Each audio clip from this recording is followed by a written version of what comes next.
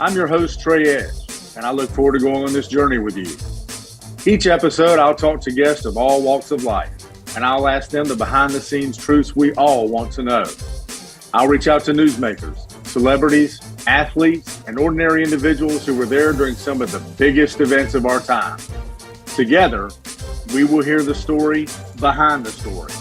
So let's get started. This is The Edge of It All.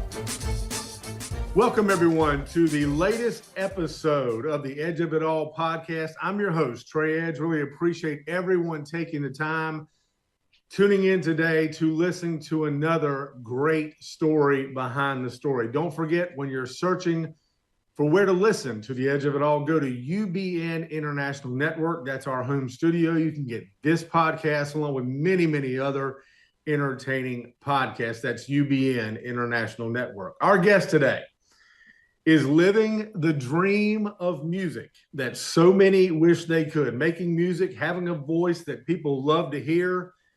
This is a voice you're going to want to get to know, because once you hear it, you're going to remember it. It's kind of a soulful country rock sound that has caused our guest to burst onto the music scene. She was a contestant on season 21 of American Idol. Let's dive in to the world of music with the incredible Mariah Faith. Mariah, thanks for being on the show today.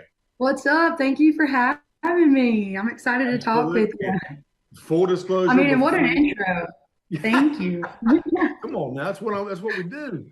But I do have to tell the people, before we started recording, you and I kind of bonded via Zoom, not over anything but Southern accents. I mean, that's the joy of the South. You know what I'm saying? That's that Southern charm we talk about, and people That's don't right. When you hear the Mariah, accent. South Carolina, we'll get to that in a minute, but you claim South Carolina, right, is the home, and I be in North Carolina, so we could stretch right down I-95 and do this thing in person next time. First of all, I got to ask you this question. You ready? Mariah Faith. Okay. The name itself fit, right? I mean, it has that, that could be a star's name. So I got to put that out there, first of all, because, I mean, is that real name? So I think it is, but it fits, right? Yeah. Oh, yeah. And so here's the funny thing. When I was born, my mom, she wasn't like a singer or anything, but she was very musical. She loved music. It was all in her house. And so we kind of joked that I was named after Mariah Carey Faith Hill, like a little R&B, a little country. Well, again, when I first saw the name and I had listened to you, and that gets you, and that's what we're here to talk about, is your music. But when I saw the name, that is what it conjures up. Honestly, I mean, you hear Mariah, where does it take you? Mariah Carey. And then you hear Faith. Yeah. Well, yeah. Faith Hill. But I guess the goal is, ultimately, when people hear or say Mariah, they think of you. That's what we're trying to get, right? 100%. 100%. We're trying to break the mold. You know what I mean? There can be more right. Mariah, and we still love her and mad respect to her. But you know what I'm saying? Does that mean one day you're gonna have to cut a Christmas song as well? Like she. Now listen, it's a good idea, but I mean, I don't think I can hit the whistle notes and stuff be as impressive as. Your voice, let's get to this, has such an incredible, distinctive sound. And at the end of this interview, we're going to play this thing out with your song Rainbows at Midnight, and we're going to let everybody hear part of that. What were your musical influences growing up? So you'll probably get a crack out of this because it's all over the place, like way super. So I grew up in a house that was extremely diverse culturally. My papa, he listened to Motown and folk music, and so I love like Earth, Wind, and Fire. And any like old funky bands, I'm with that. I actually used to sing in a funk band around Myrtle Beach before getting fancy. And then my Mimi, though, she's from the Holler in West Virginia, so she had me listening to bluegrass, and like she gave me a love for Johnny Cash, and I'm wearing my Willie Nelson shirt today. But love it. Yeah, so I got that from her, and then my mom was very R&B, like Boyz II Men and Mariah Carey, but she also loved Rascal Flatts and that kind of thing. And so along the way, I developed this weird little taste. And I think like my biggest inspirations would be like Bonnie Raitt. Mm-hmm. She's up there. Susan Tedeschi, Janis Oh, Joplin. yes. Oh yeah, Janis Joplin is huge. I just love her freedom, the growl, the you can feel that in your chest.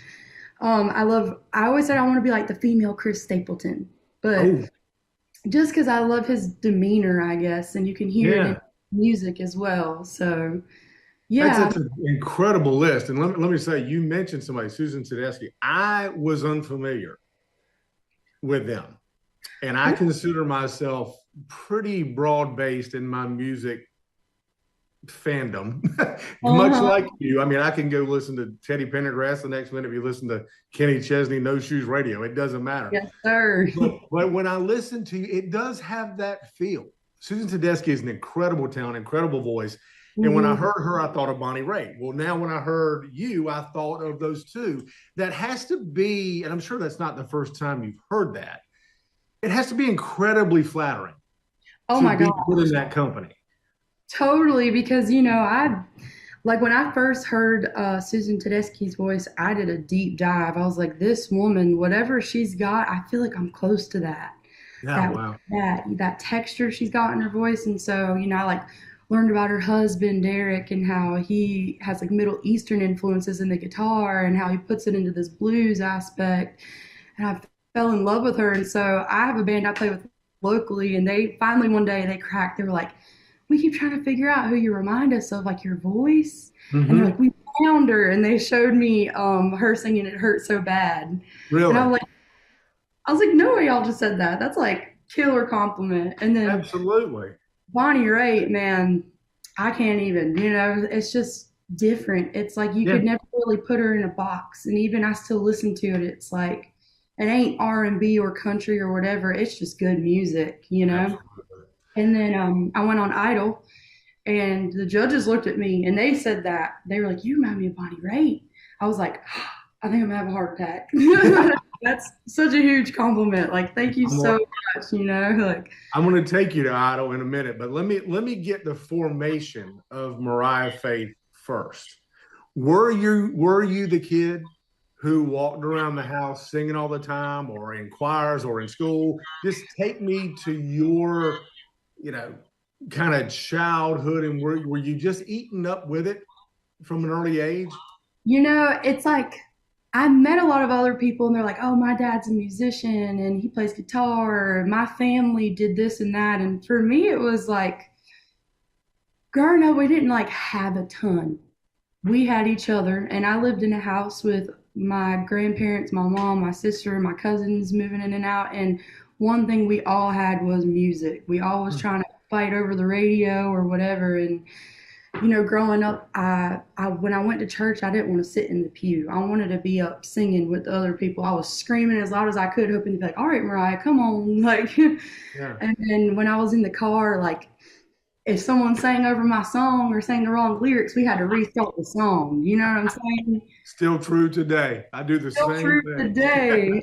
Yes. And so it just kept growing from there. It was like this seed planted in me that, music felt like my whole life because it's all we really did. And like I said, we didn't have much. And so, like, when me and my mom would spend time together, it would be like us getting in her little Lexus and driving in circles, listening to Rascal Flatts' best hits or Boys to Mhm.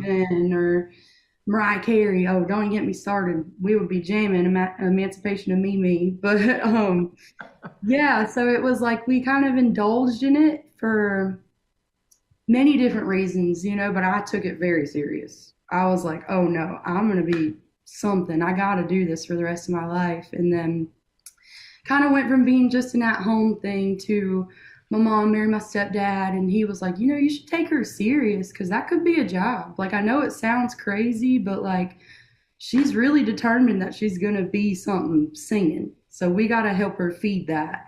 And so he kind of moved me to South Carolina because I was born in Baltimore. And he moved me to South Carolina because we knew a dance teacher there. My aunt was a dance Okay. teacher. But at the dance studio, they had vocal lessons. So I started doing that. And then I was in show choir, which where I'm from, South Carolina, the show A choir was a big big deal deal. now. Oh yeah, don't play with it. We was going to New York and Florida to compete. And I think that was like the first real time that my instructor looked at me and he was like, "You're actually really good. Like this is not.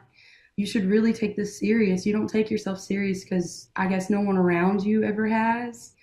Yeah. And I was But like, that's not an easy thing. And you need that encouragement. And I guess that's kind of what I wanted to ask you was that the moment where you realized, okay, wait a minute, this has been fun and people tell me I'm good and all that kind of stuff, but I really might be able to do this. yeah, I'm not gonna lie. Like the past year and a half, I finally realized that Yeah. all it takes is for me to wake up and be like, "This is what you want to do. Stop giving yourself a plan B. Go Huh. dive head first into it. Figure out how to build your platform. Figure out how to keep the momentum.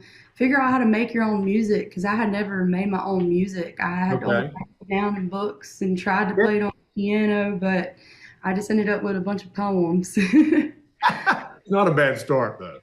Not a bad start because I've learned how to put them into songs and it's been really refreshing. It's like, okay, this can be a full-time job for real. I'm actually kind of getting good at it. You mentioned moving from Baltimore to Conway, South Carolina. Oh yeah. And look, we know the South. We know what makes up a small town, quotes around small town. They don't necessarily have to be small, but For it it to can be have small. yeah, it can have that feel. Did growing up there kind of affect the way you tell stories in music? It did 100% because I felt when I moved there, I was very different from everybody, and no one could understand why I was so different. Before it was dreadlocks, it was pink hair. Before it was pink Okay. hair, I was shaving it. Before it was, I always was very sure of myself, and no one could understand that.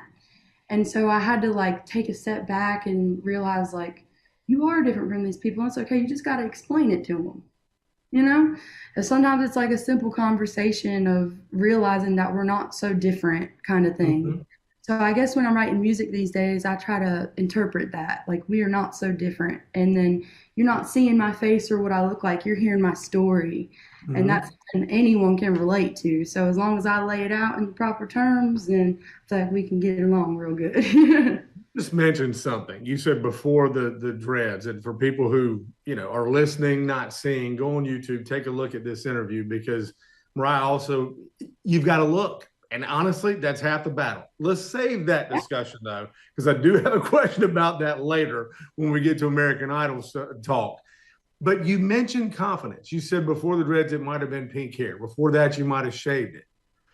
But you said it was about confidence, and you always had it. That's not something, quite frankly, in 2024 that we hear a lot of young people say. This Right. world, in this world battle, it will put things in front of a lot of young people that actually causes insecurity, not being comfortable with their look because it might be measured up against every other movie or magazine or whatever.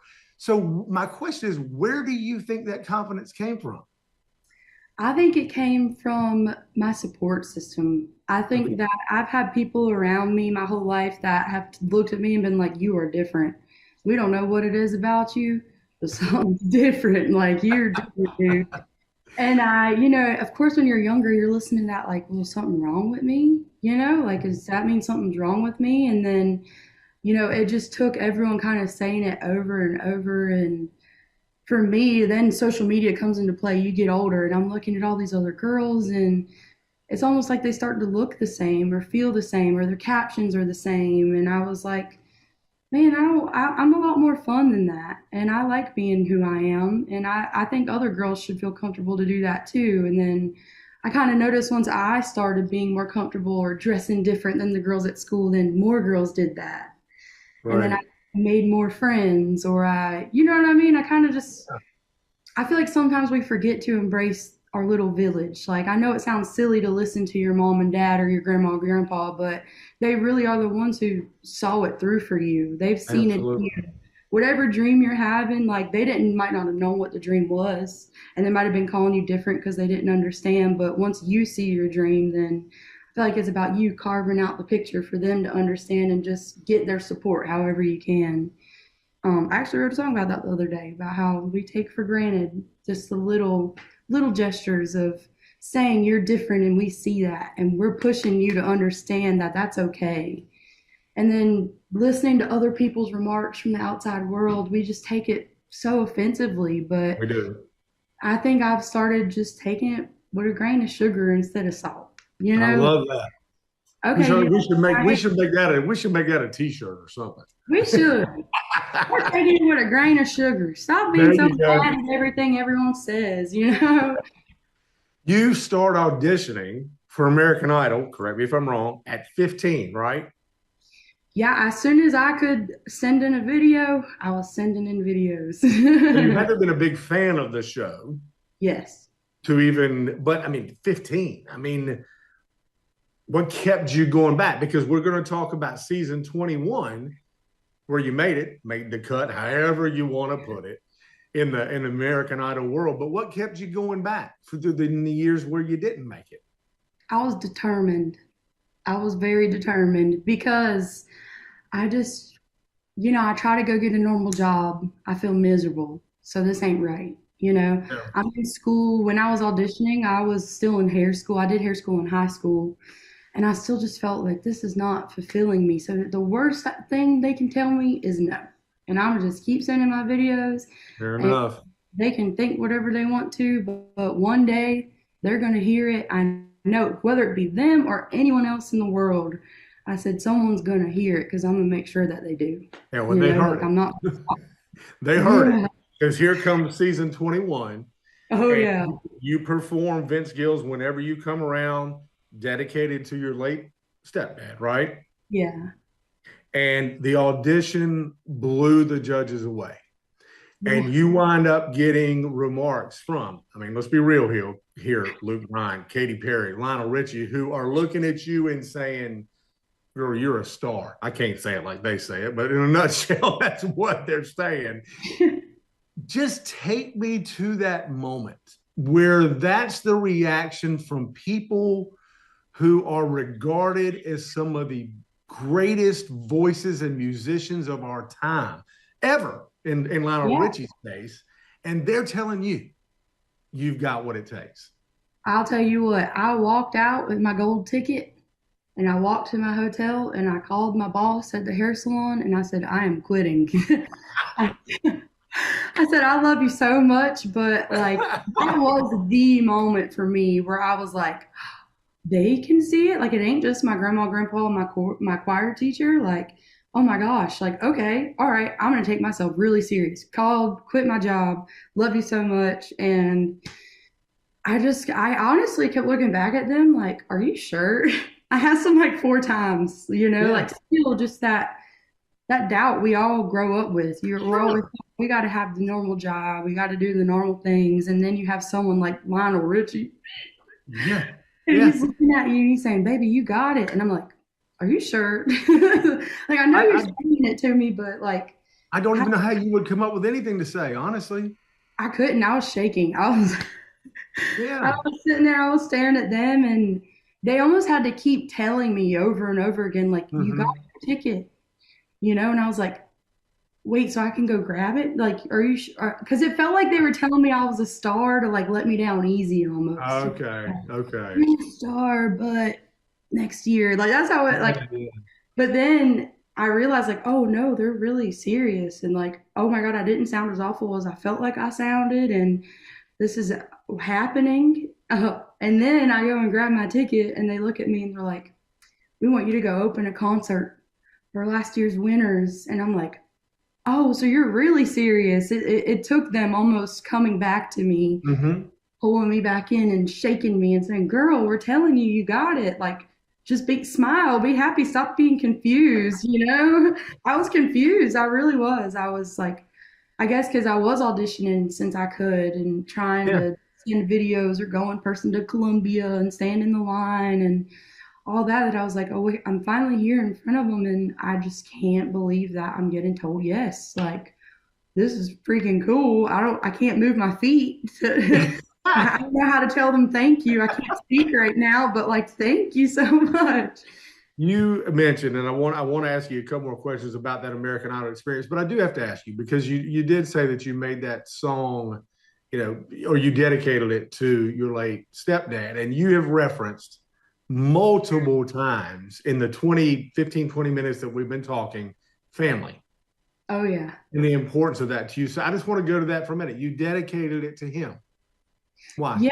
Not necessarily the song, but the whole audition. Yeah, yeah, Because every time I would try to tell myself no to do something, or even when I was 15 sending those videos in, I still second guessed them. And the sure. first person I would go to is, Daddy, is this video good? Would you play that again? Would you tell me yes? And he would say, Stop rewatching it. Just send it. Gosh, Yeah. like, just do it. Why? You've been waiting for this your whole life. You made your 10th birthday party a karaoke party where only you sang and everyone had to watch. Like this That is is your great. time. That is And, fantastic. and then even beyond him, like my grandparents, for instance, like they truthfully have dedicated their entire lives to taking care of not just their kids, but me, their grandkids, and their great grandbabies. And then my mom, I couldn't dedicate my audition to her because I could go on for years about how good she is. And I was like, I don't think y'all are going to get it all in there, how great she is. So let's just talk about my dad because, Well, you're but very fortunate to be yeah, able to say that, and it's a wonderful thing. Honestly, it's incredibly refreshing to hear, and it's this it adds to the story, and that story of your journey in American Idol. You can tell everybody if you want to. You got how far now? I was in the top 20. Yeah, that's crazy. Yeah, And I think freaking when people are once. watching, I think when people watch the show, and I think I'm guilty of this, I don't think you truly appreciate what getting to the top 20 means. We Yeah, say, oh, it's top 20, because they associate it with what? Not the top five, whatever. But right. top 20, explain to everybody. I mean, that's crazy It is success. crazy considering, I break it down in my head. I'm like, I auditioned, I'm 23 now. So 8 years I've Yeah. auditioned and, you get to the next phase, you get to Hollywood Week. And then the whole time you're so focused on, gosh, I just want to get past this one round. Please just let me get past this, that when you finally do get to the point where it's your time to go home, you're almost like, looking back on everything you had to do, even like a lot of people don't talk about the mental toll of having to put your everything out into the world. You have to just be okay with sharing your Yep. story. And for me, that was easy because it's a part of my story. It was not being Okay. able to hear other people's and wanting to feel like somebody else. I wanted to Yeah. relate to somebody. So that for me wasn't hard, but I guess the aftermath of realizing like, oh my gosh, I'm really like deep in this. Like I have to really put my chest into this and I have to be okay with this. And I don't know, it's hard to explain. Yeah, It's I get it. looking back and you're sitting there on that stage about to get, pack your bags, but you're looking around at these people that you've worked so hard with and you've watched all of us grow so much, my fellow contestants and stuff who I'm such good friends with now. It was almost harder having to watch people I've worked really hard with, like watch them go home rather than myself.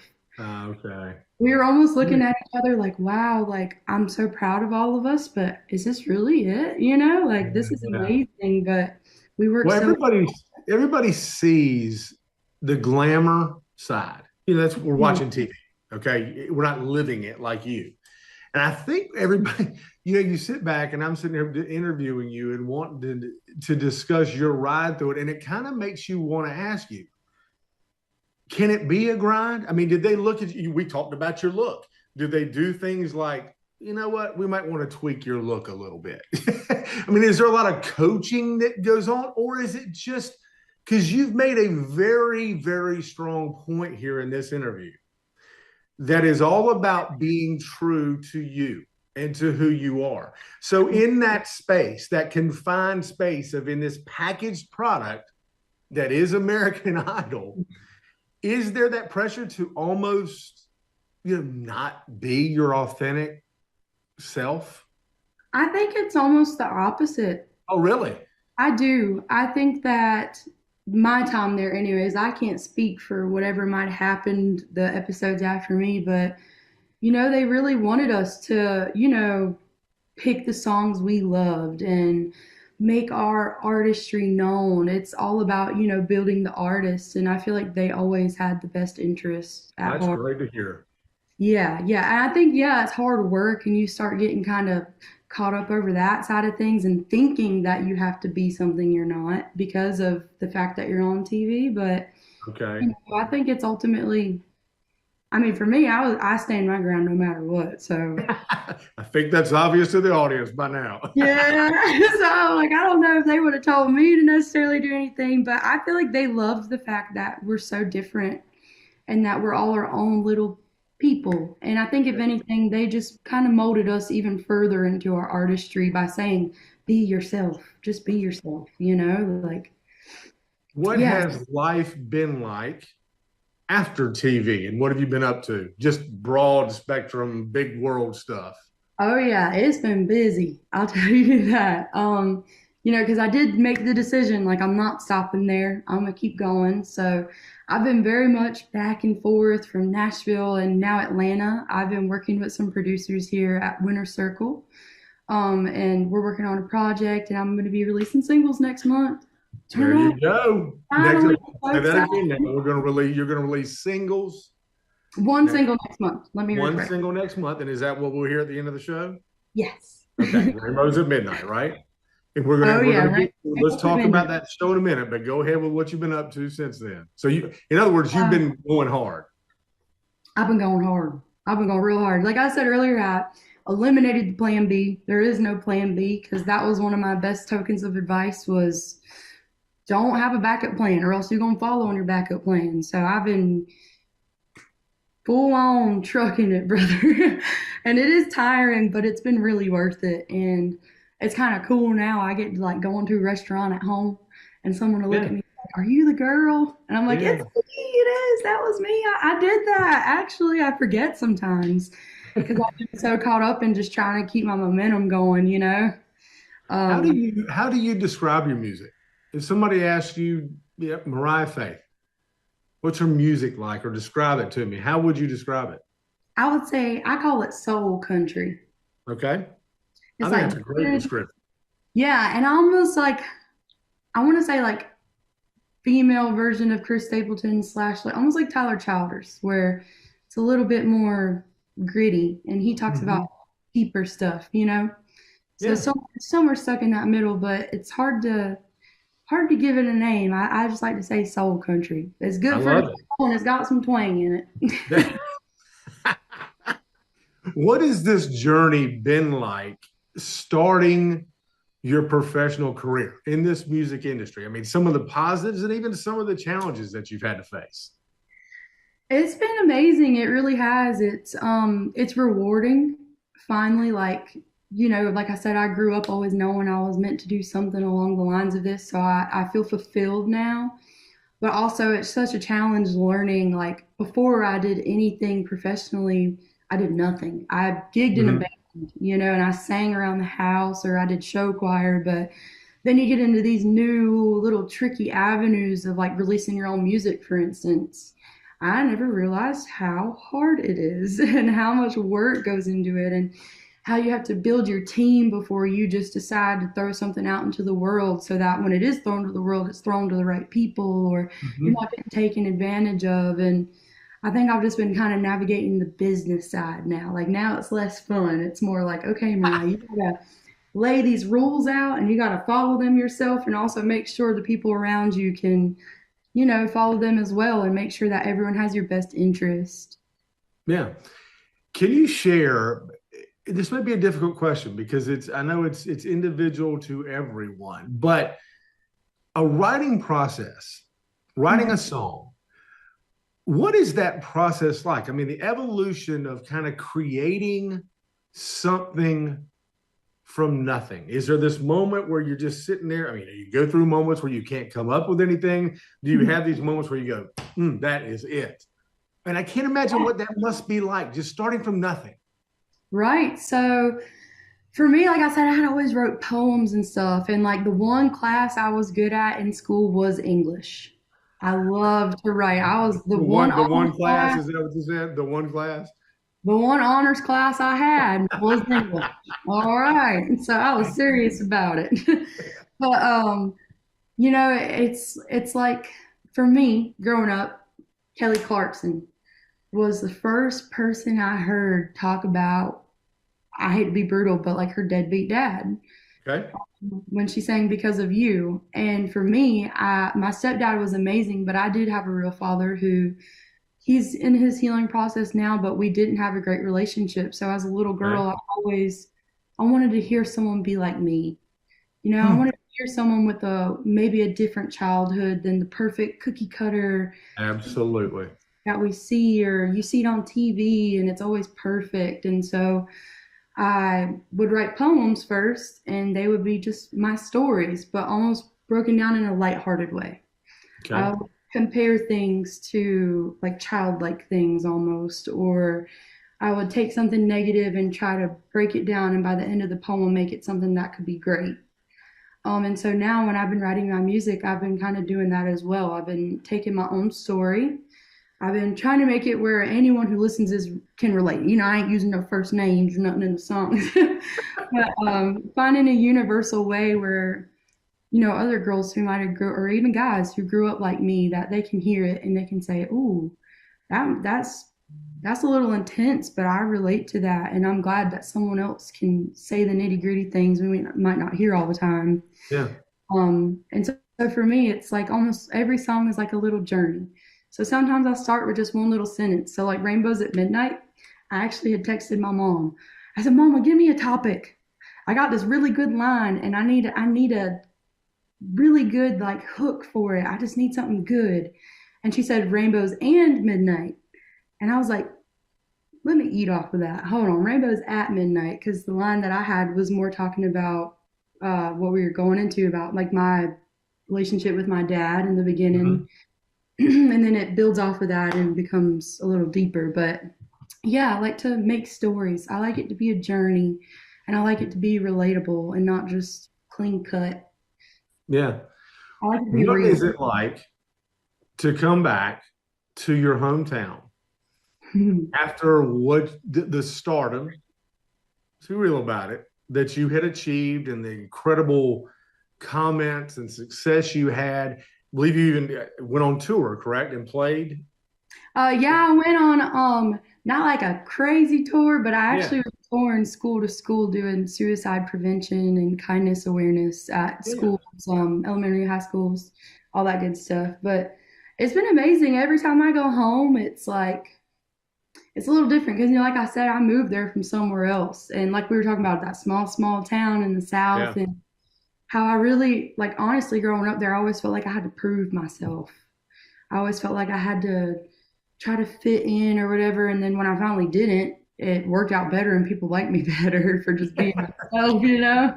And so I feel like that's almost what it did when people saw me on TV and they saw that I acted the same and that I represented Conway the way I did, because I do love Conway so much that I came home to like the biggest, widest open arms of like, you did so good. You put us on the map kind of thing. And I was like, oh, and now it's funny. I like go to my little local gas station I go to every day, my boy John, and I get held up in there for like Shout out to 30 minutes. John. Shout out to John at Sun House. But yeah, I get caught up in there for like 30 minutes now. And everybody's like, don't that get on your nerves? I'm like, no, I prayed for this. I prayed for people to see me and hear me and to be heard and to be saw, like I waited for this, for people to tell me like, you make me feel like I could make it out of here too, kind of thing. That's an incredible story. Thank That you. really is an incredible, and it's an incredible message to, so many young people to just be you and trust it, love yourself, and like you said, yeah, hug it, roll on. Roll on, brother. You can't change who you're gonna be. Your What is personality is. what is your dream in this business? And I don't really mean in terms of records sold. Mhm. You know, if you look back one day and said, man, I did what I wanted to do in this business, what would that be? I have a couple avenues I could go with that. So Okay. I'll go back to like my family, first of all. My real end goal ever in life is where I grew up in Baltimore. It was one piece of property. It was 2 acres. It had two little houses on it. And it was like our family land, and we were Mhm. surrounded by everybody. And so one of my end goals is to get everybody back together on the same piece of land again. That's Love one. But also, like, me and my mom have talked about this because she was a single mother, and we face so many trials and tribulations. And I think one of two things I want to do is, one, I would like to start some kind of project for single parents for maybe housing, or even like a small community where they have a hair salon and a daycare and healthcare and all those things that people don't realize, like single parents have to fight for that kind of stuff. Mhm. And also, I've had my battle with addiction, and so I really want Okay. to be a beacon of light for people as well who feel like, oh, I'm stuck here, or because I was the addict or addicted to whatever it may be, that I'll forever be that person. And I just want to show people that's not true. Whatever you are, whoever you are, whatever you're doing, you can change, and everything gets better, kind And of you're thing. and you've kicked your addiction's butt. Let's be real. Hell yeah, 2 years Story. next month. I mean, this is the edge of it all. The story. Say that again. This is the story behind the story. So tell everybody. Hell yeah, I'll be 2 years sober from alcoholism next month. No more alcohol. You know, that's really interesting. You're 23 years old, Yeah, crazy, right? and yeah, and the words "old soul" come to mind, but it's not an insult. If people know what that means, you can even channel it to the music you like. You know, Oh yeah. people say that a lot about having an old soul. You mentioned Earth, Wind, and Fire, and groups like that. I mean, it's sad to say that was in my day. So we're going old soul with you, but that was my day. But it's at 23, you have a unique perspective already. And Yeah. I just wonder how much that life already lived and living is contributing to this soulful country music that you write. It sure is. It's everything I've ever went through is everybody always, some people they go through things and they let themselves get depressed over it or whatever. I like to write a story about it and sing it. I That'd like. be therapy too, though, right? I mean, it has to help. Oh my gosh, it is. It's healing. It is. It's being able to say, like, these things have happened to me and I don't have to hold them in. I Yeah. can, and I learned as well growing up, like, I would talk to so many people and they're so afraid to like be vulnerable because the world has carved it out that we can't be open, honest people. We got to be a certain way for other people, and Great. I don't think that's true. I think that the more I talked to people and told them my story, the more that they had light in their eyes, more like, okay, this girl, she got a point, like we're cool. Like you can laugh and smile and you don't have to harvest these negative things that might have happened to you in a negative way. Turn them into light. Make yourself a light. Yeah, That kind I of love thing. that. Before we let you get out of here, and again, this is Mariah Faith joining us here on the edge of it all. You mentioned single coming out, Yes. and you said you've been told us a little bit about how that came to be. You were talking to your mom, but so tell everybody again, coming out next month, is that correct? Do we know an Yes, exact sir. date or just Next next month? month, I don't have an exact date yet, Okay. but we're working on it. And as soon as I have a link, I'll send it to you. Okay. Okay. um, but And yeah, it's called Rainbows at Midnight. if you had to say what the song is about, It would could be you about, even do that? yeah, totally. It's about my journey with addiction, actually. Okay. It kind of starting where it's rooted. They always are like, you get told your whole life, oh, it's in your blood, da da da, and you never really believe it until you realize that addiction actually is in strands of your DNA, and that if you aren't careful with what you do, like you will turn out to be the person you didn't want to be. And it's kind of me. It's where I watched it, which would be with my real father. And that's the first verse. And then the chorus is about him handing it off to me ultimately. It's your turn. You're grown up and it's in your blood. So it's your turn to experience this. And then it's me going through it, the depression, alcoholism, the not wanting to get out of bed, the realizing, oh my gosh, I'm everything I said I never wanted to be. And then the healing. And then the realization. The end of it is the realization that it's okay, and it's okay to grow up and realize that it was in your blood, but there's a way to maybe not fix it, but cope with it and heal from it and make yourself be strong. And specifically, I know the term rainbows at midnight, it sounds a little funny, but for me, it's like finding hope in the darkness. I feel like at the darkest moments of my life, I was looking for something that wasn't there, like a rainbow at midnight, like looking for these crazy things that being like, someone pull me out of this, looking for hope. And really it was just in me. It was here all along. And I just needed to open my eyes to that and be receptive and learn myself kind of thing. Well, consider me a fan. And as many people who have already been exposed to your voice, it is now time to be exposed to your music. And what is fascinating to me is it's just a great story. And people love great stories. And when people have great stories, real stories, it's really easy to cheer for. Thank you. And I get the feeling you are going to have a lot of people who just cheer for you, not just because you got a hit, but because you're real. Yeah, I think I want them to cheer with me. We're going to be on hands together. I'm really again, at the end of the show, when we play this out, we're going to listen to a little clip of Rainbows at Midnight. But Mariah, listen, we'll close this thing up with just a thank you. It's our first time getting to know you and getting to know your music, and it's been an absolute pleasure. You're unique, and in today's world, that's a wonderful thing. Yeah. But congratulations on all of your success. And for everybody who wants to go find your music or follow you, where do you want them to go? On all my social media, Instagram, TikTok, Facebook, I'm at the Mariah Faith. At the Mariah Faith. Yes, we wish sir. you the best. Single coming out next month. Yes, sir. Thank you so much. Be much, absolutely. And we will be watching and we will be listening. Appreciate you coming on the show, Mariah. It's been fantastic. Thank you so much, Trey. It's been great.